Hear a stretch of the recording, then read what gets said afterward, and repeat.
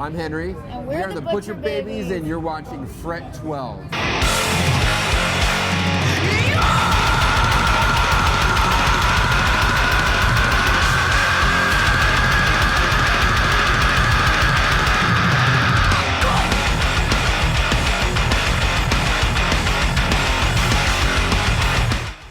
Well, Carla and I were in a punk metal cover band together 6-7 years ago, something like that.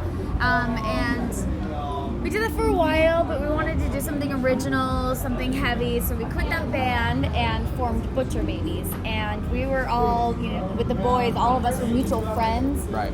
Somehow, one way or another. And so we all ended up in one room, through phone calls and really twisting people's arms to get there, and we ended up in one room, and it was magic. One thing that's interesting that I was asked in a previous interview that we never brought up was that there was no auditions for this band. It wasn't like we were trying out people or there was a cattle call. It was just we got in a room together and it worked, and that's kind of a rare thing. So that was really, really cool. So you're all friends, you're all from the same town? Same Well, we're from different. She's from Salt Lake. I'm from Oregon originally, but we're all kind of LA central. And we live in Los Angeles now, and so the Hollywood scene is very tiny, small. And every musician, you all know each other, especially ones who are very talented. And everyone knows who they are. And so once we figured out exactly what we were going to do and the vision that we had for this band, it was easy. The people we had in mind, it was a perfect fit.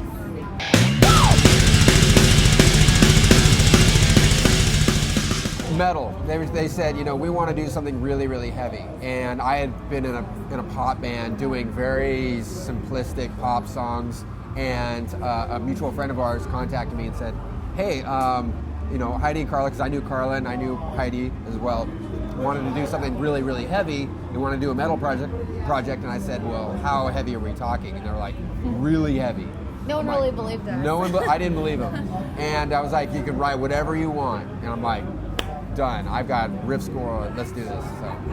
One thing though that really did stick out at the beginning is Carla and I for sure wanted to make this band an ode to Wendy Williams and the Plasmatics.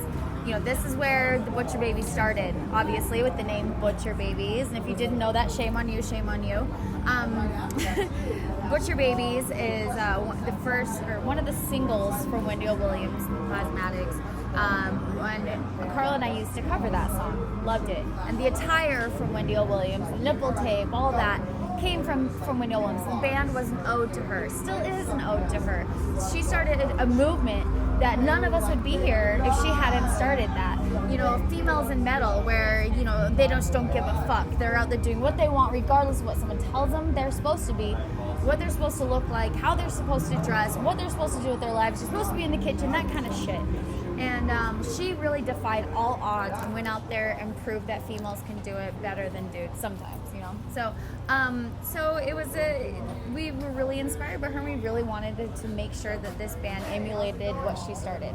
And we also wanted that punk energy to bring that to our live shows. And even though we're metal, our shows are very, very high energy and very chaotic. So keeping true to that as well.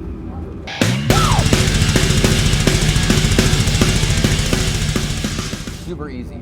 We're very, very organic. We'll bring I'll bring a riff to the table, or there's a vocal line, a lyric. There's no set way of writing in this band. And having two vocalists and writing lyrics together, it's amazing. It's so awesome because I may be stuck. Both of us are very established writers and very confident in our writing, and been writing for a long time. I've been writing music for as long as I can remember. I have a huge binder full of crap that I've been writing for years. So, digging through that and combining it with stuff that Carla's written. She grew up the exact same way. She has a whole platform of things that she's written as well. So once we, sit down and try and write together and we'll pull things out of each other, it's really neat. I don't know how to explain it, but it's very effortless. We sit down together and I'll come up with a sentence and she'll finish it, or vice versa, or I'll have, something fully written and she'll be like, well, this will go great here and this will go great here, and then it becomes a collaboration of the two. And another about Carla and I writing together, lyrically, is that we've been through a lot of the exact same things in our lives, a lot. And so when it comes to the writing process, it's almost like I don't need to tell her what I'm writing about because she already feels it, and vice versa. People would be very surprised at how easy it is for them to write. I mean, it really is like they finish each other's sentences. They'll come into practice and wearing the same clothes. It's really weird. So odd. They're like identical twins. It's bizarre. It's so odd, but it works really well. So you guys still write by actively like getting in a room together? And We always do that. Always It's always been that way. Don't ever really want to change that because No. that's what makes, and I think that's what makes a band sound unique. Is when you get in and you share the chemistry in the room. Because a lot of bands nowadays, I feel, they'll email, here's a riff that I had, here's an idea I had. But the fact that we can get in a room and organically come up with something together, that doesn't really happen a lot anymore. And so for us, I feel like we really want to continue to bring that into our music.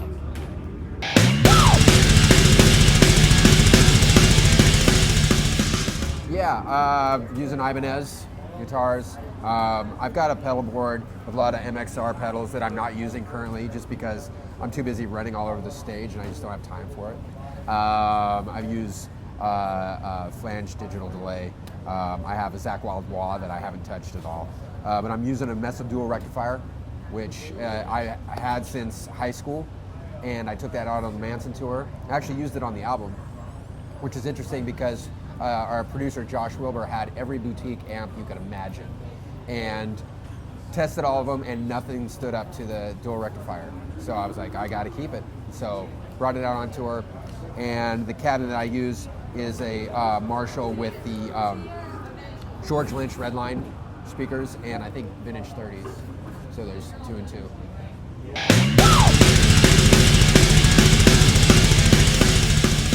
That guy is amazing. He's like a wizard behind the board. He can do anything. And when he sat down with this band in the beginning, when we started writing, and he knew exactly what he wanted to do with this band. He saw our vision, and it was such an easy collaboration to work with him. Josh Wilbur really dove into who we are as musicians and people, and made us, I guess, pull all the talent that we didn't know that we had out of us, and some that we knew, but he worked on making those better. But he really, when deciding a producer, it's almost like picking another member of your band. You're sharing the creative input with them. You're sharing so much of your talent and what you've created as a band with that person. And Josh, we couldn't think of a better person than Josh Wilbur. He's a big nerd like we are. So it was really, really easy. We could sit and just talk shop all day long, which we did sometimes. So yeah, they wasted a lot of time. We wasted a lot of time.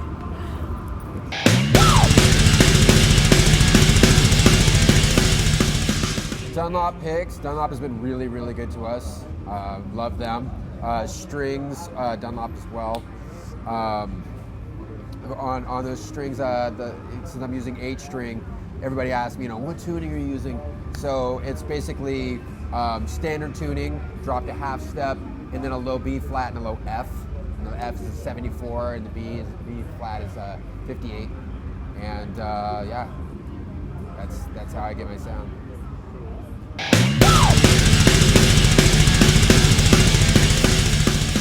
The cover art, it was a collaboration of a couple different ideas. It was shot by Jeremy Safer out of Massachusetts.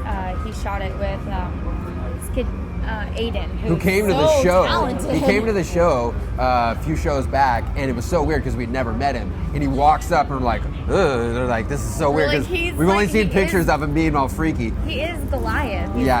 He's the guy. He is exactly what we talk about in our album. So the album name Goliath is about different things that we may have faced in our lives that have held us back or influenced us, such as bullies or asshole parents or dickhead friends, all the above. And as people, we have an opportunity to become just like those Goliaths, those villains, if you will, or change our lives and become better people and grow from it. in this band, we've all faced, different people who have influenced us in that way. And luckily, every single one of us have come out better people. But there are those children who think that becoming just like the bully, or becoming just like the parent that neglects them, or the parent that beats them, or the people who beat them, becoming just like them gives them power, and it's so false. It's such a false sense of reality. And so that that to us, those people are Goliath. And so the kid on the cover, as you see, is kind of in that moment of decision making, whether or not he's going to become just like the Goliath. Maybe, in our lyric video for I Smell a Massacre, you see a lot of storyline that adds up to that photo where he's being beat or he's being neglected, and there's other kids that are the favorite in the family.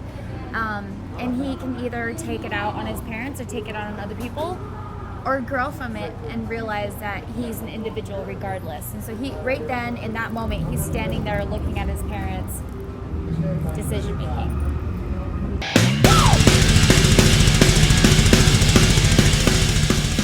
Horror movies, I think, influence us all the time.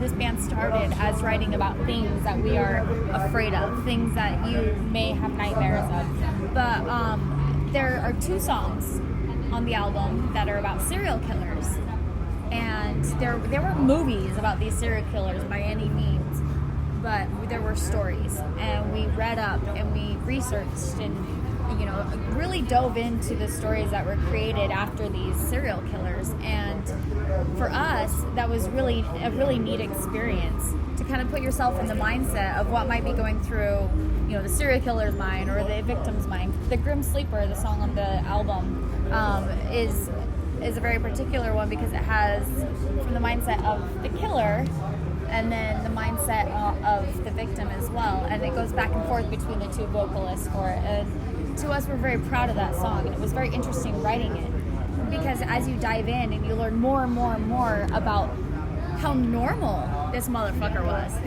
how fucking normal he was, and how he killed for years and then took 13 years off and then started killing again.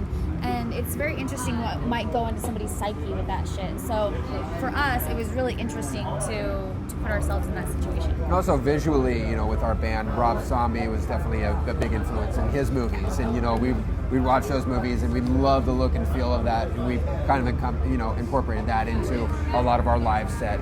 And so, yeah, to be on tour with Rob Zombie is like a huge honor for us.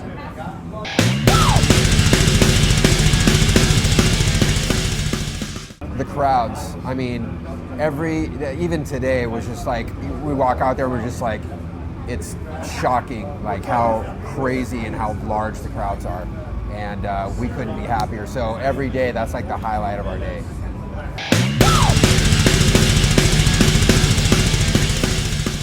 It's very interesting. A lot of people thought that when we initially started with the nipple tape and all that, they thought that we were trying to be sexy. And in this day and age, 2 girls with fake boobs walk out in nipple tape, people automatically like, oh, cheers, we're trying to be so hot. But they didn't see the initial message behind it. It was a huge fuck you to the music business.